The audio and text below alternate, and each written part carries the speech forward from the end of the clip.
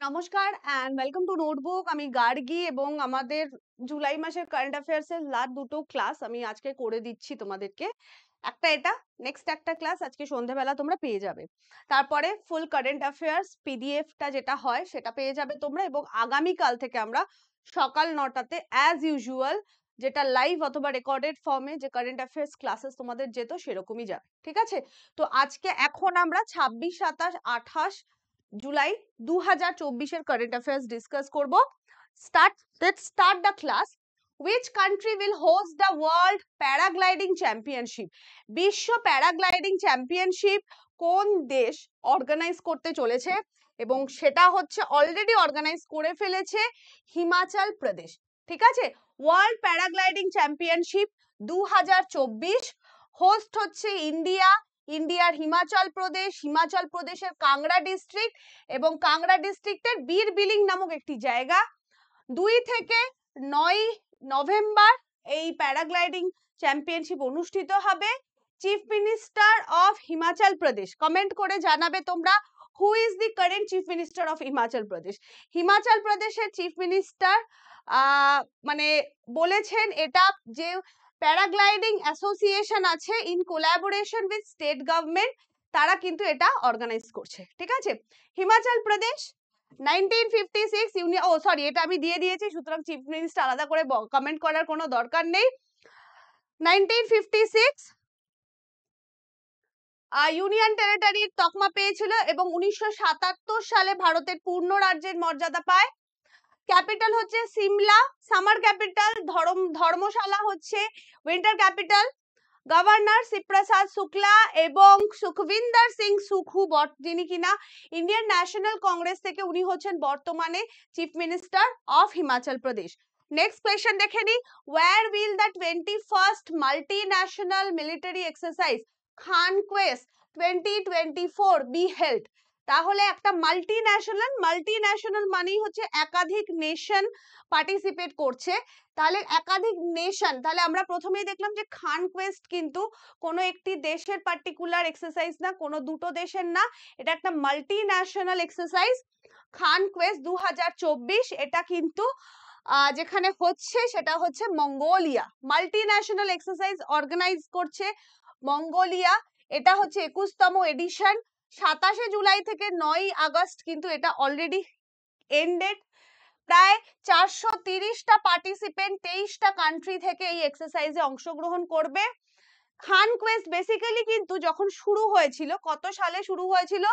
2003-এ কিন্তু প্রথম খানকোয়েস্ট শুরু হয়েছিল, কিন্তু যখন শুরু হয়েছিল তখন কিন্তু এটা একটা বাইল্যাটারাল ইভেন্ট ছিল ইউনাইটেড স্টেটস এবং মঙ্গোলিয়ার আর্মড ফোর্সেস এর মধ্যে। পরবর্তীকালে 2006 থেকে এটা একটা মাল্টিন্যাশনাল পিস কিপিং এক্সারসাইজে কনভার্ট হয়ে যায়, ঠিক আছে? এইবারে ইন্ডিয়ান কন্টিনজেন্ট অবশ্যই খানকোয়েস্টে পার্টিসিপেট করছে এবং ইন্ডিয়ান কন্টিনজেন্টকে রিপ্রেজেন্ট করছে মাদ্রাজ রেজিমেন্টের জওয়ানসরা বা army পার্সোনালরা।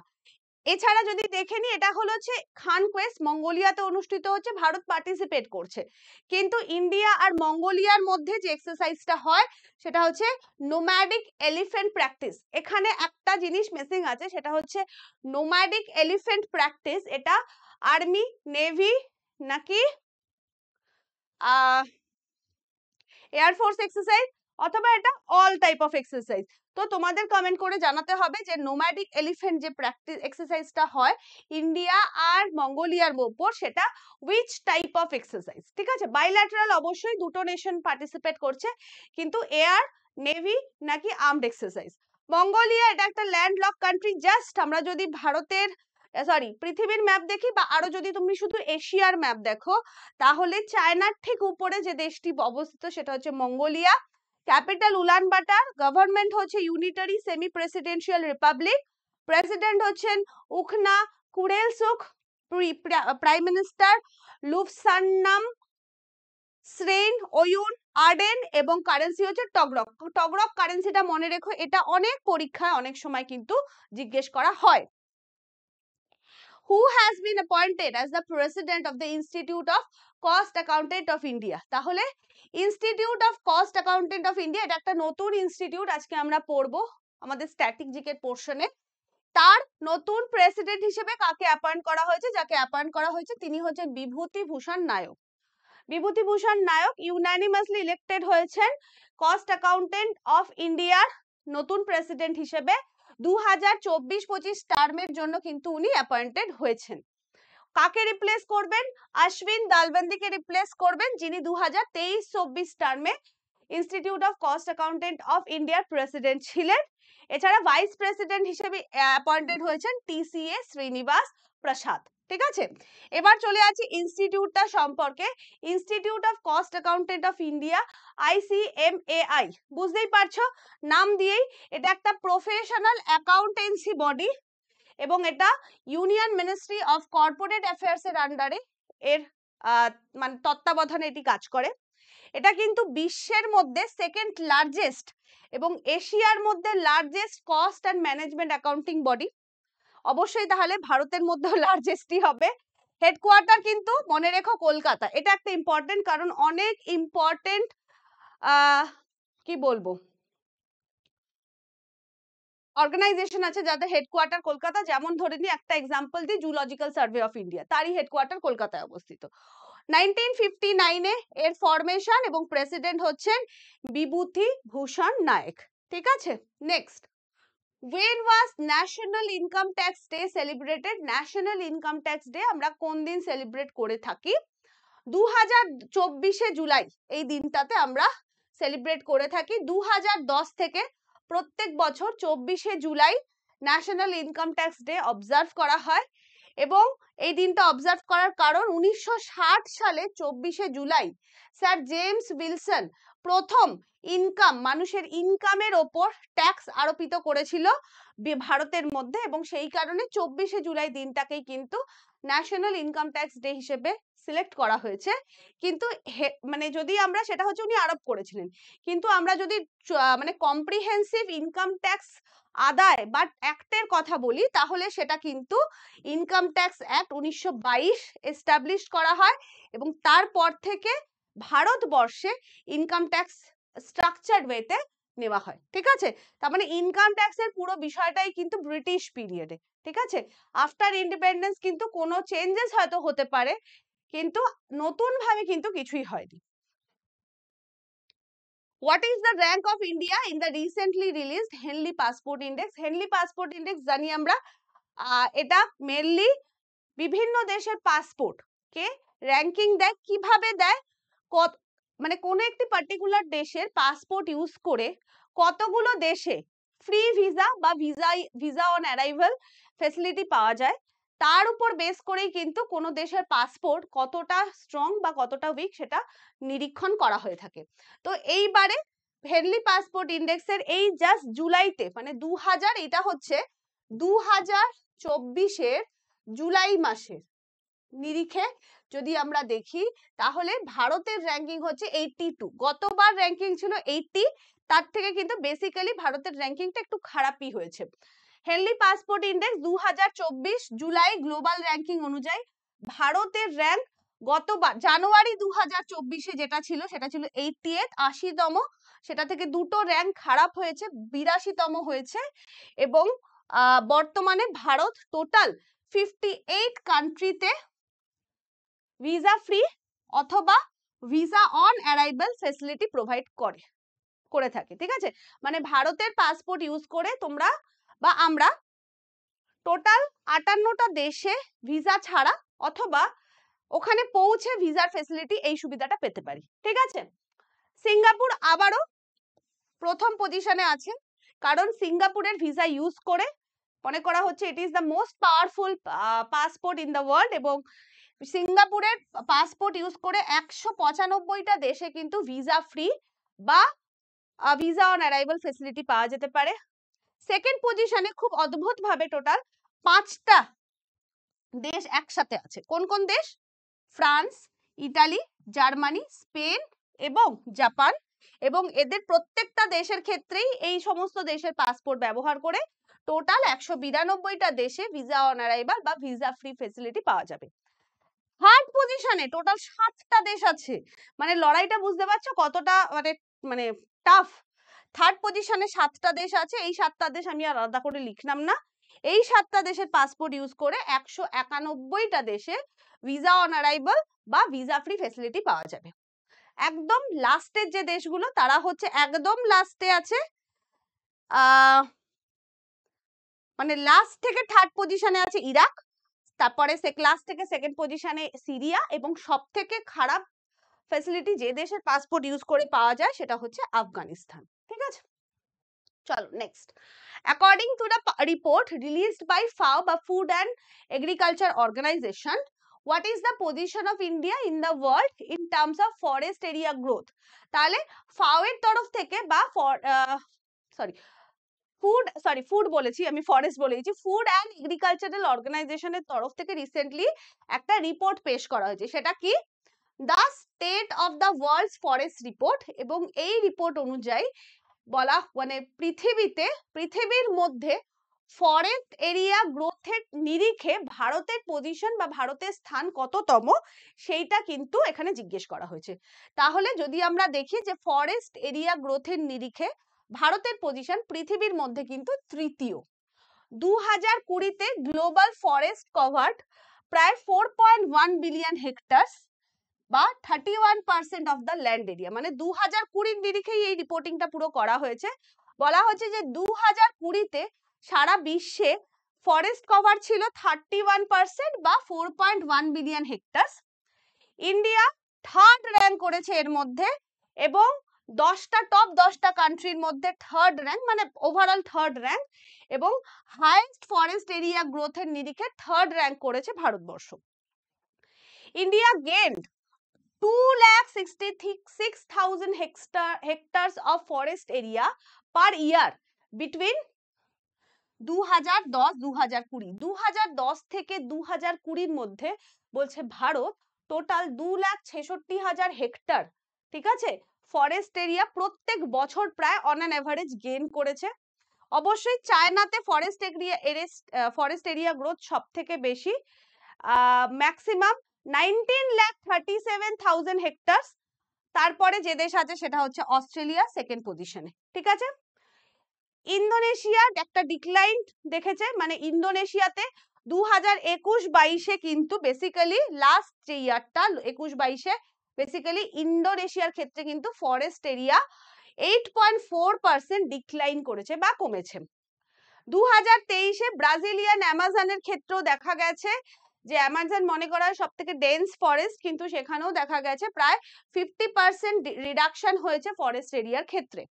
Global mangrove area recorded প্রায় 14.8 মিলিয়ন হেক্টর, এবং মানে এই যে 4.8 বিলিয়ন হেক্টর টোটাল যে ফরেস্ট এরিয়া, তার মধ্যে 14.8 বিলিয়ন হেক্টর কিন্তু ম্যানগ্রোভ প্লান্ট দেখা যায়।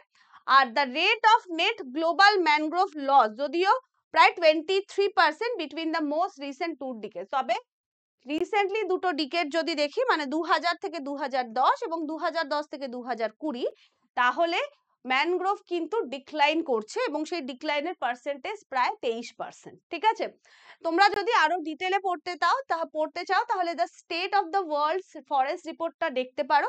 আমি ওখান থেকে মোটামুটি একটু যেগুলো ইম্পর্টেন্ট টপিক সেগুলোকে নিয়ে আলাদা করে রেখেছি, আলোচনা করলাম। তোমরা যদি দেখতে চাও ডিটেলটা দেখতে পারো। What has the name of the Darbar Hall of রাষ্ট্রপতি ভবন changed to? তাহলে রাষ্ট্রপতি ভবনে দরবার হলের নাম চেঞ্জ করে কি রাখা আছে? দরবার হল খুব ছোট্ট একটা এক্সাম্পল দিয়ে যদি বলি, তাহলে আমরা যখন দেখি যে কোনো পদ্মশ্রী, পদ্মবিভূষণ, পদ্মভূষণ বা পদ্মশ্রী অ্যাওয়ার্ড গুলো যে জায়গাটাতে দেওয়া হয় হলে, যেখানে রাষ্ট্রপতি প্রদান করেন অ্যাওয়ার্ড গুলো অ্যাওয়ার্ডিজদের, সেই জায়গাটাই হচ্ছে দরবার হল। তো সেই জায়গাটা রিসেন্টলি নাম চেঞ্জ করে রাখা হয়েছে গণতন্ত্র মণ্ডপ। দরবার হলের নাম চেঞ্জ করে গণতন্ত্র মণ্ডপ রাখা হয়েছে। এর সাথে সাথে অশোক হল, অশোক হল বেসিক্যালি বল রুম, রাষ্ট্রপতি ভবনে বল রুম হিসেবে, যেখানে কোনো ফাংশন হলে সেখানে সবাই একত্রিত হয়, খাওয়া দাওয়ার আয়োজন করা হয়, সেই অশোক হলের নাম চেঞ্জ করে রাখা হয়েছে অশোক মণ্ডপ। ঠিক আছে। ন্যাশনাল অ্যাওয়ার্ড, যেটা বললাম যে ন্যাশনাল অ্যাওয়ার্ড বা সেগুলো দেওয়া হয় দরবার হলে, রাষ্ট্রপতি ভবনে। আর it is right below the central dome of Rashtrapati Bhavan, which can be accessed from all three sides. The Darbar Hall was earlier known as the throne room. মানে দরবার হল এর আগে, মানে যখন ওখানে রাষ্ট্রপতির ভবন, মানে ওখানে যখন রানীমা থাকতেন, তখন সেটা থ্রন রুম হিসেবে পরিচিত ছিল। It was here that Pandit Jawaharlal Nehru took oath as the first Prime Minister of independent India on 15th of August 1947. Ashok হল অরিজিনালি বলরুম নামে পরিচিত, বললাম তোমাদের। আর ইনগ্রেশন রাষ্ট্রপতির ভবনের প্রথম হয়েছিল 1929 সালের 6 April by the viceroy and governor general of India Lord Irwin. তাহলে রাষ্ট্রপতি ভবন, বর্তমানে আমরা যেটাকে রাষ্ট্রপতি ভবন হিসেবে দেখছি, সেই রাষ্ট্রপতি ভবনের ইনগ্রেশন হয়েছিল 1929 সালের 6 এপ্রিল। কার সময়? লর্ড আরবিন ছিলেন তখন, ওনার সময়। এইটা হচ্ছে দরবার হল। এটা হচ্ছে অ্যাকচুয়ালি এখন হচ্ছে গণতন্ত্র মণ্ডপ, আর এটা হচ্ছে অশোক মণ্ডপ। ঠিক আছে, এটা হচ্ছে গণতন্ত্র মণ্ডপ, ওটা হচ্ছে অশোক মণ্ডপ। চলো নেক্সট, রিসেন্ট নেম চেঞ্জ গুলি আমরা কিছু দেখি, যেগুলো রিসেন্টলি নেম চেঞ্জ হয়েছে। তোমাদের আসন্ন মিসলেনিয়াস এক্সাম আছে, পিএসসি ক্লার্কশিপ এক্সাম আছে, এবং তারপরে তোমাদের কিন্তু WBCS 2024 প্রিলি আছে। তো সবকিছুর জন্য কারেন্ট অ্যাফেয়ার্স এখন একটু ভালোভাবে পড়তে হবে তোমাদেরকে। জাস্ট এটা রিসেন্টলি বলে দিই, যেহেতু অনেকগুলো পরীক্ষা সামনে আছে, তো আমাদের মিসলেনিয়াস এক্সামের প্র্যাকটিস ক্লাস তো চলছেই। আশা করছি তোমাদের জন্য ফ্রুটফুল হচ্ছে ক্লাসগুলো। নেক্সট উইক থেকে, মানে জাস্ট আগামীকাল রাখি, তো রাখির দিন শুধু মিসলেনিয়াসের প্র্যাকটিস ক্লাসটাই ইউটিউবে হবে, বাকি সমস্ত ক্লাস তো বন্ধ আছে তোমাদের অ্যাপে। পরশু দিন থেকে আমাদের কিন্তু আরো নতুন ইউটিউবে তোমরা ক্লাসেস পেতে চলেছো, দ্যাট ইজ আ সিক্রেট। অবশ্যই কোনো এক্সামকে টার্গেট করেই করা হবে। ঠিক আছে, চলো। তো রিসেন্ট নেম চেঞ্জ যদি আমরা দেখি, জম্মু কাশ্মীরের উধমপুর আরএস এর নাম মাটির ক্যাপ্টেন তুষার মহাজন আরএস হয়েছে। খেলো ইন্ডিয়া মহিলা লীগের নাম অস্মিতা লীগ হয়েছে। মহারাষ্ট্র ইটওয়ারি স্টেশনের নাম সুভাষ চন্দ্র বোস ইটওয়ারি স্টেশন হয়েছে। অস্ট্রেলিয়া সিডনির হ্যারিস পার্কের নাম করা হয়েছে লিটল ইন্ডিয়া। মুম্বাইয়ের ভার্সোভা সিওয়ের নাম হয়েছে বীর দামোদর সাভারকর। মহারাষ্ট্রের আহমেদনগরের নাম অহিল্লানগর হয়েছে। মুঘল গার্ডেনের নাম অমৃত উদ্যান হয়েছে। রাজপথের নাম চেঞ্জ হয়ে কর্তব্য পথ হয়েছে, আমরা জানি এগুলো। আন্দামান নিকোবরের মাউন্ট হ্যারিয়েটের নাম হয়েছে মাউন্ট মণিপুর। রেল ইউনিভার্সিটি যেটা আছে সেটা গতিশক্তি ইউনিভার্সিটি নাম হয়েছে, এবং ওল্ড কনস্টিটিউশন বিল্ডিং কে আমরা সংবিধান সদন নামে এখন জানি। Who has been appointed as the global brand ambassador by Finnish company Human Mobile Device? Just one liner হিসেবে মনে রেখো, একটা finish company human mobile device, তার নতুন ব্র্যান্ড অ্যাম্বাসাডার হিসেবে বলিউড অ্যাক্ট্রেস সানিয়া মালহোত্রাকে কিন্তু অ্যাপয়েন্ট করা হয়েছে। Moidams of which state has been made the 43rd UNESCO Heritage Site of India? Just important প্রশ্ন, কারণ এতদিন ধরে আমরা লাস্ট 2023-এ আমাদের নতুন UNESCO world heritage site add হয়েছিল, আবার সেটা টোটাল আমাদের ইউনেস্কো ওয়ার্ল্ড হেরিটেজ সাইট ছিল 42টা, সেটা বেড়ে কিন্তু 43টা হলো। আসামের ময়ডাম 46 সেশন ইউনেস্কোর ওয়ার্ল্ড হেরিটেজ কমিটির অর্গানাইজড হয়েছে প্রথমবারের জন্য ভারতে 21 থেকে 31 জুলাই 2024 নিউ দিল্লিতে। এটাও একটা ইম্পর্টেন্ট প্রশ্ন, যে first time UNESCO world heritage কমিটির মিটিং প্রথমবারের জন্য ভারতে অর্গানাইজড হলো নিউ দিল্লিতে 21 থেকে 31 জুলাই। 46 সেশন, যেহেতু প্রথমবার ভারতের সেশনটা মনে রেখো 46তম session. Moidam of Assam, basically it is known as pyramids of Assam. এটা হচ্ছে mound burial system of Ahom dynasty, মানে অহোম ডাইনাস্টি যখন আসামে ছিল সেখানে কেউ মারা গেলে যেখানে তাদেরকে কবর দেওয়া হতো সেই সিস্টেমটা, যেটা আসামের পিরামিড নামে পরিচিত, সেটাই ময়ডাম অফ আসাম। তাদেরকেই কিন্তু রিসেন্টলি ওয়ার্ল্ড হেরিটেজ সাইটের যে লিস্ট আছে ইউনেস্কো, সেখানে কালচারাল ক্যাটাগরিতে অ্যাড করা হয়েছে। It is the 43rd site of India to be included UNESCO in the UNESCO world heritage site. Kaziranga প্রথম, কাজিরাঙ্গা ন্যাশনাল পার্ক একমাত্র আছে যেটা হচ্ছে বোথ ক্যাটাগরি আছে, তোমরা জানো। আচ্ছা সরি ভুল বললাম, যে এটা ছাড়াও আসামের কাজিরাঙ্গা যে ন্যাশনাল পার্ক আছে তারা ওয়ার্ল্ড হেরিটেজ সাইট লিস্টে ন্যাচারাল ক্যাটাগরিতে অ্যাড হয়েছিল 1985 এ, ঠিক আছে। ময়ডাম অথবা হাউস অফ দ্য স্পিরিট, এটা হচ্ছে একটা burial site which is basically a hollow cellar of brick stone containing the remains of Tai Ahom king and members of the royal houses, ঠিক আছে। মেনলি রাজারা বা মেম্বার যারা ছিল রয়্যাল হাউসের তাদেরকে এখানে কবর দেওয়া হতো। আমরা অবশ্যই একটু দেখে নেব। এইটা হচ্ছে সেই ময়ডাম অফ আসাম যাকে ওয়ার্ল্ড হেরিটেজ সাইটের কালচারাল লিস্টে অ্যাড করা হয়েছে। ইউনেস্কো ওয়ার্ল্ড হেরিটেজ সাইট একটু দেখে নি, যে সমস্ত তিনটে ক্যাটাগরিতে অ্যাড হয়, একটা হচ্ছে যে আমরা জানি যে কালচারাল সাইট, ন্যাচারাল সাইট, এবং আরেকটা হচ্ছে কি তোমাদের মিক্স সাইট, যেখানে কালচারাল আর ন্যাচারাল দুটো ভ্যালুই যেখানে আছে। তো ল্যান্ডমার্ক অথবা এমন একটা এরিয়াকে এই তকমা দেওয়া হয় যাদের তারা প্রাচীন কোনো সময়কার কোনো জিনিসের, কালচারের বা নেচারের ঐতিহ্য বহন করছে, এবং তাদেরকে এই ইউনেস্কো ওয়ার্ল্ড হেরিটেজ সাইটের লিস্টে আনলেই তারা লিগাল প্রোটেকশন পায়, কনজারভেশন পায়, তাদেরকে রক্ষা করা হয় এবং ট্যুরিজমের ক্ষেত্রে অনেক হেল্প হয়।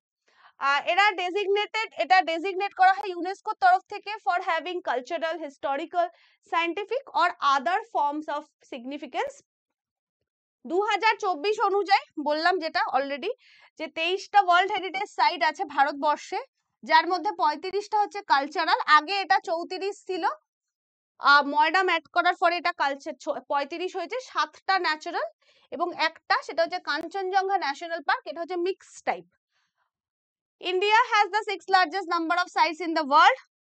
সব থেকে পুরনো যে সাইট ইন্ডিয়াতে, প্রথম সব থেকে পুরনো ইউনেস্কো ওয়ার্ল্ড হেরিটেজ সাইটস হচ্ছে Ajanta cave, Ellora cave, Agra fort, Taj Mahal, যারা একত্রিতভাবে 1983 সালে ওয়ার্ল্ড হেরিটেজ সাইটের লিস্টে ইনক্লুডেড হয়। সব থেকে রিসেন্ট বললাম যে ময়ডামস অফ আসাম সব থেকে রিসেন্ট, আর এর আগে 2023-এ অ্যাড হয়েছিল শান্তিনিকেতন ওয়েস্ট বেঙ্গলের এবং স্যাক্রেড এনসেম্বলস অফ দি হোয়সলা কর্ণাটকার, এই দুটো কিন্তু 2023-এ অ্যাড হয়েছিল। Which country will host the Olympic and Paralympic Winter Games in 2034? USA Olympic এবং প্যারাঅলিম্পিক উইন্টার গেমস 2034-এ অর্গানাইজ করতে চলেছে। প্যারাঅলিম্পিক গেম আমরা জানি 1960-তে প্রথম শুরু হয় এবং এখনো অবধি 16টা সামার প্যারাঅলিম্পিক গেম এবং 16টা সামার অলিম্পিক গেম, 17টা ডিফারেন্ট সিটিতে, এবং 14টা উইন্টার প্যারাঅলিম্পিক গেম 14টা সেপারেট সিটিতে অর্গানাইজ করা আছে। অ্যাকচুয়ালি দেখো, সামার অলিম্পিক আর উইন্টার অলিম্পিক দুটো হয় আমরা জানি। সামার অলিম্পিক যেখানে হয় ঠিক একইভাবে সামার অলিম্পিকের 1 মাস বা 1.5 মাস পরে সেই একই ভ্যানুতে সামার প্যারা অলিম্পিক অনুষ্ঠিত হয়। ঠিক একইভাবে উইন্টার অলিম্পিক যেখানে হয় সেই জায়গাতেই ঠিক 1-1.5 মাস বা 15-20 দিনের ডিফারেন্সে উইন্টার প্যারা অলিম্পিক গেমস শুরু হয়। 2024-এ প্যারিস ছিল, 2026 মানে এটা কিন্তু উইন্টার, হ্যাঁ এটা উইন্টার প্যারা অলিম্পিক, এটা মিলান কর্টানা ডি অ্যাম্পেজো ইতালিতে অনুষ্ঠিত হবে। 2028-এ লস অ্যাঞ্জেলেসে, ইউএসএ লস অ্যাঞ্জেলেসে সামার অলিম্পিক গেম হবে। ঠিক একইভাবে 2030-এ নাইস ফ্রেঞ্চ আল্পসে ফ্রান্সে সেখানে উইন্টার হবে প্যারা অলিম্পিক গেমস। 2032-এ অস্ট্রেলিয়ার ব্রিসবেনে সামার অলিম্পিক হতে চলেছে, আর 2034-এ সল্ট লেক সিটি ইউএসএ তে কিন্তু উইন্টার প্যারা অলিম্পিক গেমস অনুষ্ঠিত হতে চলেছে, ঠিক আছে। নেক্সট যদি দেখি Who has become the first female racer to win France Rotex Challenge International Trophy? তাহলে আতিকা মির, মাত্র 9 বছর বয়সের Atika, she belongs from Srinagar. সাধারণত শ্রীনগর থেকে এই ধরনের ট্যালেন্ট খুব রেয়ার দেখা যায়। প্রথম ভারতীয় রেসার হলো যে কিনা কি বলবো, প্রেস্টিজিয়াস রোটাক্স চ্যালেঞ্জ ইন্টারন্যাশনাল ট্রফি জিতলো অ্যাট দ্য প্রেস্টিজিয়াস লে মানস্কাট ইন্টারন্যাশনাল সার্কিটে। ওকে, যেহেতু এত কম বয়সে মহিলা, তাও আবার শ্রীনগর থেকে, প্রথম মহিলা, ভারতের ফার্স্ট ফিমেল রেসার যদি আমরা ধরে নিই, তাহলে হচ্ছে এটা একটা ইম্পর্টেন্ট প্রশ্ন। Who has become the first Indian actor to be honored with customized gold coins by the Gravin Museum in Paris? ভারতের প্রথম ভারতীয় অ্যাক্টর কে হলেন যার কিন্তু কাস্টমাইজড গোল্ড কয়েন নে তার ছবি অ্যাজ ওয়েল অ্যাজ নাম কি বলবো আসলো প্রথমবারের জন্য, এবং সেটা রাখা হলো গ্রেভিন মিউজিয়াম, প্যারিসের গ্রেভিন মিউজিয়ামে। তো শাহরুখ খান, রিসেন্টলি আমি ছবিটা দেখিয়ে দিচ্ছি, দিস ইজ দ্য কয়েন, এবং প্রথম এই কয়েনে প্রথমবারের জন্য কোনো বলিউড ভারতীয় অ্যাক্টরের নাম আসলো এবং ছবি আসলো। ভারতীয় অ্যাক্টর, কিন্তু প্রথম ভারতীয় না, কারণ প্রথম ভারতীয় হিসাবে কিন্তু মানে দেখো, he is the second Indian but first Indian actor. Second Indian কেন? কারণ এর আগে এই প্যারিসের গ্রেভিন মিউজিয়ামে মহাত্মা গান্ধীর কিন্তু নামে কয়েন কিন্তু অলরেডি রাখা আছে। ঠিক আছে? Who has been re-elected to the International Olympic Committee? Nita Ambani, Reliance ফাউন্ডেশনের ফাউন্ডার, উনি সেকেন্ড টার্মের জন্য রি-ইলেক্টেড হলেন ইন্টারন্যাশনাল অলিম্পিক কমিটির একজন মেম্বার হিসেবে। উনি কিন্তু প্রথম ভারতীয় মহিলা যিনি কিনা ইন্টারন্যাশনাল অলিম্পিক কমিটির মেম্বার হয়েছিলেন 2016-তে, এবং সেকেন্ড টার্মের জন্য কিন্তু উনি আবারও রি-ইলেক্টেড হলেন। Where was India's 500 community radio station Apna Radio 90.0 FM inaugurated? তাহলে কেন ইম্পর্টেন্ট প্রশ্নটা? রেডিও তো অনেক দিনের, বিভিন্ন রিজিয়নাল রেডিও আমরা জানি এফএম, তো কারণ এটা হচ্ছে ভারতের 500তম কমিউনিটি রেডিও স্টেশন আপনা রেডিও 90.0 এফএম ইনগ্রেট করা হলো আইজল, মিজোরামের আইজলে।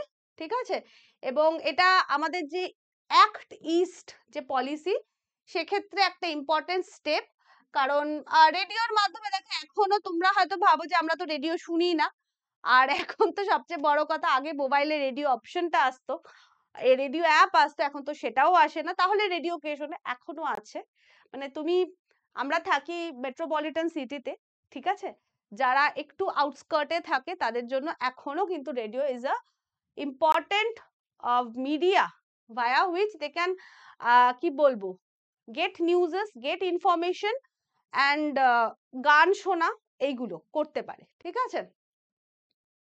Who is the new CMD of SIDBI? SIDBI বা small industries development bank of India, যেটা বেসিক্যালি রিফিনান্স ফেসিলিটি দেয়, শর্ট টার্ম লেন্ডিং দেয় ছোট ছোট স্মল ইন্ডাস্ট্রিজ গুলোকে, মেনলি এমএসএমই সেক্টরকে। 1990-তে এর গঠন হয়েছিল ইউপিতে, ইউপির লখনউতে এর হেডকোয়ার্টার। তারই নতুন সিএমডি মানে চেয়ারম্যান এন্ড এমডি হিসেবে অ্যাপয়েন্টেড হলেন Manoj Mittal. Who has been selected for the World Space Award? World Space Award কাকে সিলেক্ট করা হলো? তো এটা কোনো ব্যক্তি না, কোনো ইন্ডিভিজুয়াল না, it is a mission of India and Chandrayaan 3 ভারতের সাকসেসফুল মিশন, যে মিশনে ভারত প্রথম দেশ হয়েছে ইউএস, চায়না, রাশিয়া, জার্মানি সবাইকে টপকে যে চন্দ্রের, ঠিক আছে, সাউথ পোল বা যেটা সাধারণত এখন অবধি কেউ সেখানে পৌঁছতে পারেনি, সেখানে পৌঁছে।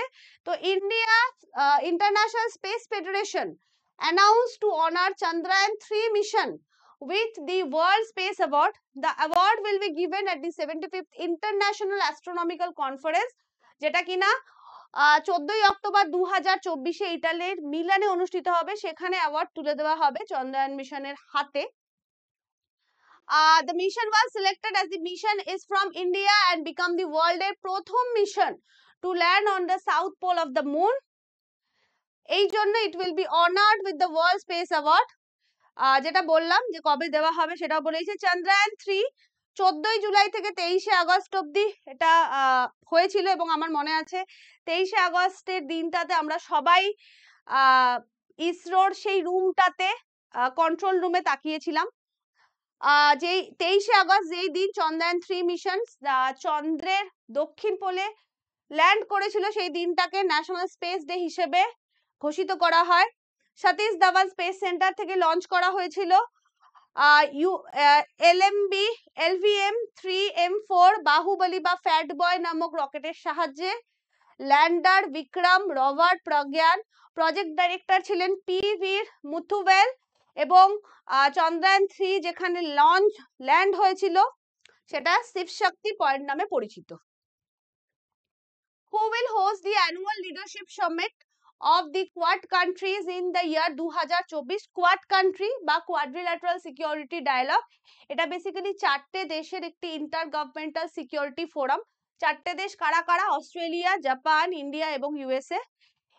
এই কোয়াড কান্ট্রি যেটা গঠিত হয়েছিল 2017-তে, অফিসিয়ালি এখন যে কোয়াড সেটা 2017-তে নতুন ভাবে গঠিত হয়েছে 2017-তে, ঠিক আছে। এর রিসেন্টলি যে অ্যানুয়াল লিডারশিপ সামিট যেটা 2024-এর সেটা হোস্ট করবে India, Bharat. Who has been appointed as the president of the Asian Disaster Preparedness Center ADPC for 2024-25? 2024-25-এর জন্য Asian disaster preparedness centre ADPC তার প্রেসিডেন্ট হিসেবে কোন দেশ অ্যাপয়েন্টেড হয়েছে? ইন্ডিয়া বা ভারত অ্যাপয়েন্টেড হয়েছে। India has been made the chairman of the Asian Disaster Preparedness Center, an international organization এটা একটা ইন্টারন্যাশনাল অর্গানাইজেশন যেটা মেইনলি গঠিত হয়েছিল to reduce disaster risk and cooperate in the Asia and Pacific ocean region for 2024। এখন অবধি people's republic of China heading, এখন অবধি এই অর্গানাইজেশনটাকে হেড করছিল পিপলস রিপাবলিক অফ চায়না, কিন্তু এখন এর প্রেসিডেন্টশিপ যাচ্ছে ভারতের কাছে। রাজেন্দ্র সিং, যিনি কিনা ভারতের ন্যাশনাল ডিজাস্টার ম্যানেজমেন্ট অথরিটি বা NDM এর হেড, উনি কিন্তু এর হেড হিসেবে নিচ্ছেন, has taken over as the chairmanship. Asian disaster preparedness centre ADPC যেটা বললাম ইন্টারন্যাশনাল অর্গানাইজেশন, এটা ইন্ডিয়া আরো 8টা দেশের সাথে, নেইবারিং কান্ট্রিজ এর সাথে ইন্ডিয়া এটা ফর্ম করেছিল। সেই নেইবারিং দেশগুলি হচ্ছে Bangladesh, Cambodia, China, Nepal, Pakistan, Philippines, Sri Lanka, Thailand এবং হেডকোয়ার্টারের ব্যাংকক, থাইল্যান্ড অবস্থা। তাহলে কিছু কিছু ক্ষেত্রে আমরা দেখি, যেমন ধরো এই এশিয়ান ডিজাস্টার প্রিপেয়ারনেস ইন্ডেক্স বা ইন্ডিয়ান ইন্টারন্যাশনাল সোলার এজেন্সি, এই সমস্তগুলো ক্ষেত্রে অগ্রগামী যে ভূমিকা যে দেশ নিয়েছে তারা কিন্তু সে হচ্ছে আমাদের Bharatvarsha. Where has India's first integrated agricultural export facility been announced to be set up? তাহলে জওহর নেহরু পোর্ট বা যেটা নভসেবা পোর্ট, মহারাষ্ট্রের জওহর নেহরু পোর্টে কিন্তু ভারতের প্রথম India's first integrated agricultural export facility তৈরি করা হবে বলে অ্যানাউন্স করা হয়েছে। ইউনিয়ন মিনিস্টার সর্বানন্দ সোনোওয়াল 26শে জুলাই এটা অ্যানাউন্স করেছেন এবং এর জন্য 284.19 কোটি টাকা কিন্তু অ্যাপ্রুভ করা হয়েছে। এই ফ্যাসিলিটি ডেভেলপ করা হবে PPP বা পাবলিক প্রাইভেট পার্টনারশিপ মডেলের মাধ্যমে। এর ফলে কি হবে? Now the agricultural products to be exported can be kept saved for a longer time. Actually দেখো এগ্রিকালচারাল প্রোডাক্ট যেগুলো সেগুলোকে এক্সপোর্ট করতে হলে অলরেডি তো তাকে অনেকটা জার্নি করে যেতে হবে। তো যদি পোর্টেই ভালো জায়গা থাকে স্টোরের জন্য তাহলে কি অনেক জিনিস এসে পোর্টে রাখা হলো, স্টোর করা হলো এবং তারপর সেখান থেকে বিদেশে পাঠানো হলো। এই পোর্টে এতদিন ধরে কোনো রকম ভালো স্টোরেজ সেই মানে এক্সপোর্ট ফেসিলিটি সেরকম এক্সপোর্ট করা হয় সেরকম কোনো এগ্রিকালচারাল স্টোরেজ সেরকম ফেসিলিটি ছিল না, সেটাই কিন্তু তৈরি করা হবে Jawaharlal Nehru পোর্টে। The facility will benefit exporters of non-basmati rice, maize, spice, onion and wheat as well as meat and sea products. 1800 ton of frozen store and 5800 ton of cold storage will increase at the port. ঠিক আছে, তাহলে বুঝতে পারছো। ফলে এই যে সমস্ত agricultural যে আইটেমস গুলো আছে এগুলো জানো তোমরা বেশি দিন মানে অনেক দিন পরে এগুলো নষ্ট হয়ে যায় basically, this all are biodegradable. তো এগুলোকে যদি ঠিকঠাক স্টোর করা না হয় তাহলে এটা যখন এক্সপোর্ট হয়ে বাইরে পৌঁছবে, বাইরে গিয়েও তার সাথে সাথে গিয়ে কেউ খেয়ে ফেলছে না, সেটা এক জায়গায় নামছে, সেখান থেকে কোথাও যাচ্ছে, সেখানে গিয়ে মানুষ কিনছে, কিনে তারপর খাচ্ছে। তো এই ওভারঅল ফলে এটা যদি ভালো করে স্টোর না করা হয় ভারতে, তাহলে এর যে আয়ুটা সেটা কমে যাবে। তো এই ফেসিলিটিটা কিন্তু জওহরলাল নেহেরু পোর্টে তৈরি করা হবে এবং তার জন্য এত টাকা কিন্তু স্যাংশন করা হয়েছে। When was কার্গিল বিজয় দিবস সেলিব্রেটেড? 26শে জুলাই কার্গিল বিজয় দিবস। কারণ এই দিন কার্গিল যুদ্ধ যেটা যেটা বেসিক্যালি কি বলবো, ভারত আর পাকিস্তানের মধ্যে কার্গিল যে যুদ্ধ হয়েছিল সেটা 26শে জুলাইতেই ঘোষণা করা হয়েছিল যে ভারত জিতেছে এবং অফিসিয়ালি 26শে জুলাই এই যুদ্ধটা শেষ হয়েছিল। তো এভরি ইয়ার 26শে জুলাইটাকে ইন্ডিয়ান আর্মড ফোর্সেস এর তরফ থেকে পাকিস্তানকে হারানোর জন্য 1999 সালের কার্গিল যুদ্ধে কার্গিল বিজয় দিবস হিসেবে অবজার্ভ করা হয়ে থাকে। এটা ইন্ডিয়ান আর্মি এবং পাকিস্তানি আর্মির মধ্যে 8ই মে 1999 সালে যুদ্ধ শুরু হয়েছিল এবং অফিসিয়ালি শেষ হয় 26শে জুলাই 1999। অপারেশন বিজয় লঞ্চ করা হয়েছিল এর জন্য। এই পুরোটা সময় অপারেশন বিজয় অ্যাক্টিভ ছিল। ওই সময় ভারতবর্ষের প্রধানমন্ত্রী ছিলেন শ্রী অটল বিহারী বাজপেয়ী এবং পাকিস্তানের ক্ষেত্রে প্রধানমন্ত্রী ছিলেন নওয়াজ শরীফ। এই বছর আমরা 25তম অ্যানিভার্সারি অবজার্ভ করছি পাকিস্তান বিজয় দিবসের, বাট সরি কার্গিল বিজয় দিবসের। India and which country has signed the first bilateral agreement for the return and preservation of cultural assets? প্রথমবারের জন্য ইন্ডিয়া আর ভারত ইন্ডিয়া এবং ইউএসএ একত্রিতভাবে একটা বাইল্যাটারাল এগ্রিমেন্ট সাইন করলো, যেখানে কালচারাল যে সমস্ত অ্যাসেটস গুলো সেগুলোর প্রিজার্ভেশন এবং রিটার্নের ক্ষেত্রে একটা এগ্রিমেন্ট করা হলো। রিটার্ন কেন? কারণ আমরা দেখেছি অনেক ক্ষেত্রে ভারতের কালচারাল অ্যাসেট, ভারত আমরা জানি সবসময় ইজ আ কালচারালি রিচ দেশ। আজকে ভারতের অবস্থা আরো ভালো হতো যদি বিভিন্ন সময় বিভিন্ন বিদেশি শক্তি এসে ভারতবর্ষের সোনা রূপা সমস্ত কিছু লুট করে যদি না, ধন সম্পদ বিভিন্ন কিছু লুট করে যদি না নিয়ে যেত। আমরা দেখেছি যে বিভিন্ন সময়ে প্রচুর অনেক শক্তি তো এসেছে, লুট করেছে, এখানে থেকেছে, কিন্তু অনেক শক্তি, যেমন ধরে নাও নাদির শাহ, উনি এসেছেন ভারতবর্ষে শুধুমাত্র ভারতের ধন সম্পদ লুট করতে। তো সেই কারণে মানে এর ফলে শুধু এটা আমি তো হিস্ট্রি বললাম, এখনো প্রচুর জিনিস বিভিন্ন জায়গা থেকে চুরি হয় এবং সেগুলো বিদেশে পাচার হয়। তো এরকম ভারত আর ইউএস এর মধ্যে এই কন্ট্রাক্টটাই হয়েছে, যদি এরকম কিছু ভারতের যায় ইউএসএ তে তাহলে সেটাকে প্রিজার্ভ করে ইউএসএ ফেরত দেবে। 26শে জুলাই এগ্রিমেন্টটা সাইন হয়েছে। The agreement also include preventing illegal smuggling of stolen Indian artifacts. Union culture and tourism minister Gajendra Singh Shekhawat এখানে প্রেজেন্ট ছিলেন এই ডিল সাইন করার সময়।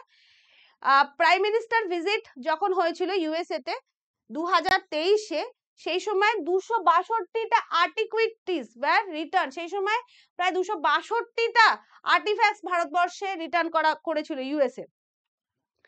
এবং ইন দ্য কামিং টাইম 297টা antiquities will be brought from the, মানে 2023-এ 262টা, আবার রিসেন্ট টাইমে আরো 297টা জমে গেছে, বুঝতে পারছো। This agreement will greatly simplify the process of returning stolen antiques. ঠিক আছে। When is World Drowning Prevention Day 2024 observe? 25শে জুলাই অ্যানুয়ালি এই দিনটা অবজার্ভ করা হয় to highlight the tragic impact of drowning on families and communities and promote life saving prevention measure. Drowning মানে জলে ডুবে মৃত্যু ক্ষেত্রে এই দিনটা অবজার্ভ করা হয়। প্রথমবার 2021-এ অবজার্ভ করা হয়েছিল। এই বছর 2024 সালের থিম হচ্ছে anyone can drown, no one should.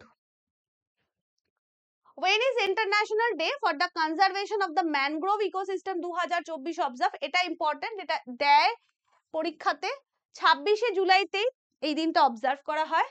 এই দিনটা ইউনেস্কোর তরফ থেকে অবজার্ভ করা হয়। অবশ্যই আমরা কিছুক্ষণ আগেই দেখলাম যে পড়েছিলাম ফার্স্ট কোয়েশ্চেনে যে লাস্ট 2 দশকে আমাদের পৃথিবীতে ম্যানগ্রোভ বনভূমির পার্সেন্টেজ প্রায় 23% ডিক্রিজ করেছে, মাইনাস হয়েছে। তো এই দিনটা আরো বেশি, এই মুহূর্তে দাঁড়িয়ে এই দিনটার ইম্পর্টেন্স কিন্তু আরো বেশি। দিনটা অবজারভেন্সের প্রধান কারণ to raise awareness of the importance of mangrove ecosystem, a unique prolific ecosystem located on the boundary between land and sea where no other trees can survive, তাই তো? the first ever day এটা 2016 তে প্রথমবার observed হয়েছিল। এবার তোমাদের জন্য প্রশ্ন, আজকে অনেকগুলো প্রশ্ন ছিল। who is the first Asian male tennis player to be inducted into the international tennis hall of fame? এটা তোমাদের জন্য প্রশ্ন, কমেন্ট সেকশনে উত্তর দিও। এবং অবশ্যই আমাদের যে মিসলেনিয়াস এর ক্লাস চলছে ইউটিউবে ফ্রিতে, সেটা অবশ্যই তোমাদের কেমন লাগছে, ভালো লাগছে, খারাপ লাগছে, বা কোনো চেঞ্জ যদি থাকে সাজেশনস সেটা দিও। আমরা চেষ্টা করব সেটাকে ইনকর্পোরেট করার। ম্যাথস ক্লাস আছে রাত্রে 11টায় হয় প্রত্যেক দিন, আর জিএস ক্লাস হচ্ছে রাত্রে 7টাতে। তোমরা অবশ্যই করো, এবং অবশ্যই আমাদের সংকল্প ব্যাচ তো আছেই, ওটা অ্যাপে আছে। যদি মনে হয় তোমাদের কোনো ডেডিকেটেড সাবজেক্ট ওয়াইজ তোমরা কিছু পড়তে চাও, এটুকুনি গ্যারান্টি দিতে পারি যতটা সম্ভব ভালোভাবে দরকার ততটা আমরা পড়াই, যাতে তোমাদের WBCS মেন অবধি ক্লিয়ার হয়ে যাচ্ছে, ঠিক আছে? So thank you to everyone, এখানেই আমি শেষ করছি। অবশ্যই দেখা হবে আজকে রাত 7টাতে।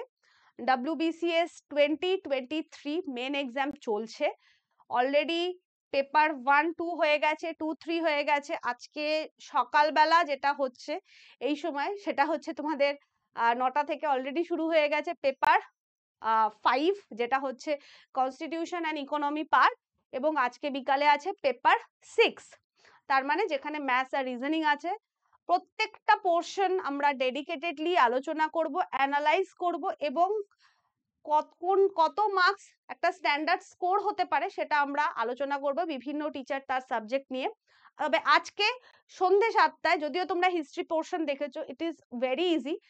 মানে আমার মনে হয় যারা একটু আদ্রু পড়াশোনা তোমরা করেছো বা প্র্যাকটিস করেছো, তাদের কাছে হিস্ট্রি পেপারটা যথেষ্ট সোজা থাকবে।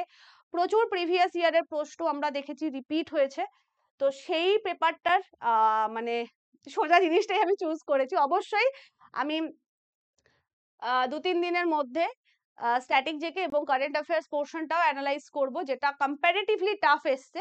বাট হিস্ট্রি পোর্শন আজকে সন্ধ্যে 7টাতে আমি আসছি হিস্ট্রি পোর্শনটার অ্যানালিসিস নিয়ে। থেকো, ক্লাস অলরেডি শিডিউল করা হয়ে গেছে ক্লাস, সেই ক্লাসটার লিংক টেলিগ্রামে দেওয়া আছে, এখানেও দেওয়া আছে, ঠিক আছে, এই ভিডিও ডেসক্রিপশনে। তো থ্যাংক ইউ টু এভরিওয়ান, দেখা হচ্ছে আজকে সন্ধ্যেবেলা 7টাতে।